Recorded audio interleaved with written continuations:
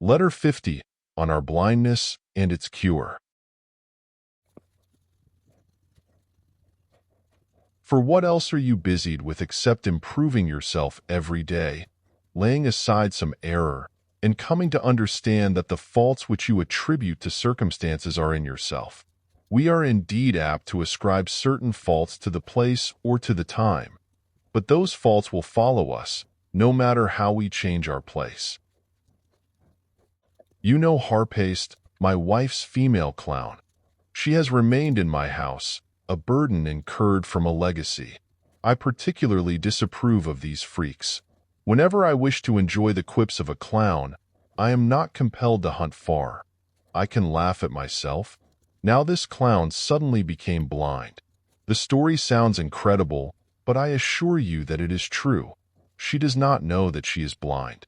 She keeps asking her attendant to change her quarters. She says that her apartments are too dark. You can see clearly that that which makes us smile in the case of Harpaste happens to all the rest of us. Nobody understands that he is himself greedy, or that he is covetous.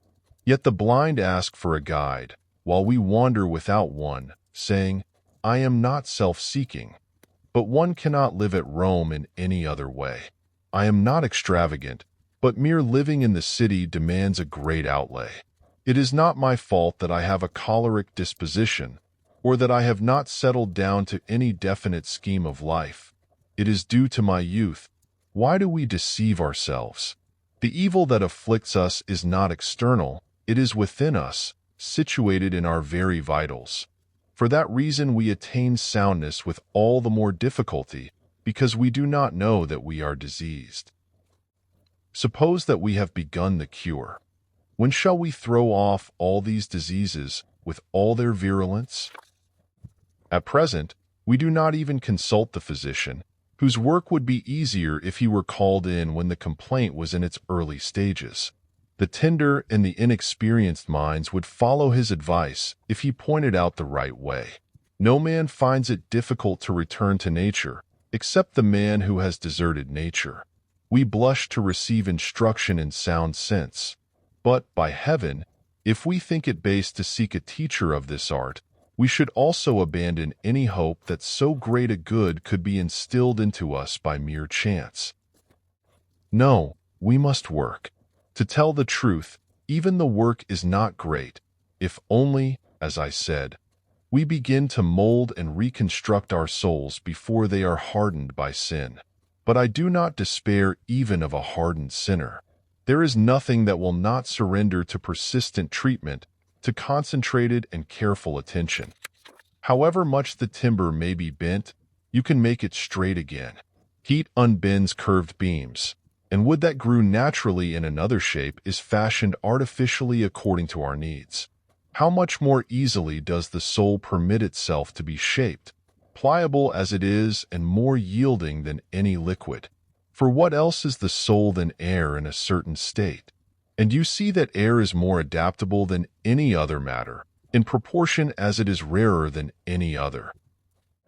There is nothing, Lucilius, to hinder you from entertaining good hopes about us, just because we are even now in the grip of evil, or because we have long been possessed thereby.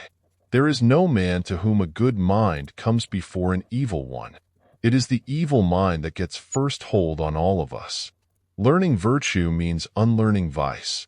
We should therefore proceed to the task of freeing ourselves from faults with all the more courage because, when once committed to us, the good is an everlasting possession. Virtue is not unlearned. For opposites find difficulty in clinging where they do not belong, therefore they can be driven out and hustled away. But qualities that come to a place which is rightfully theirs abide faithfully. Virtue is according to nature. Vice is opposed to it and hostile. But although virtues, when admitted, cannot depart and are easy to guard, yet the first steps in the approach to them are toilsome, because it is characteristic of a weak and diseased mind to fear that which is unfamiliar. The mind must, therefore, be forced to make a beginning. From then on, the medicine is not bitter. For just as soon as it is curing us, it begins to give pleasure. One enjoys other cures only after health is restored, but a draught of philosophy is at the same moment wholesome and pleasant.